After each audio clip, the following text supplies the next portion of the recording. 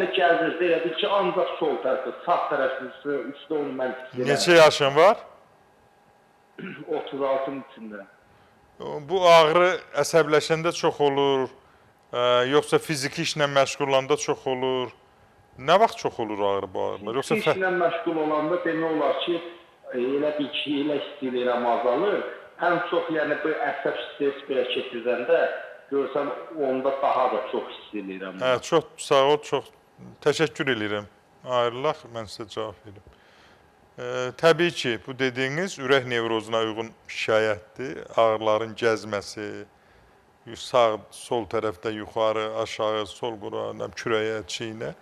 Mən niyə sizdən soruşdum? Əgər ağrılar fiziki iş zamanı əmələ gəlsəydi, deyəcəkdim ki, o ürəyin işemik xəstəliyidir, stenokardiya, gərginli stenokardiya, döşünün ağrıdır.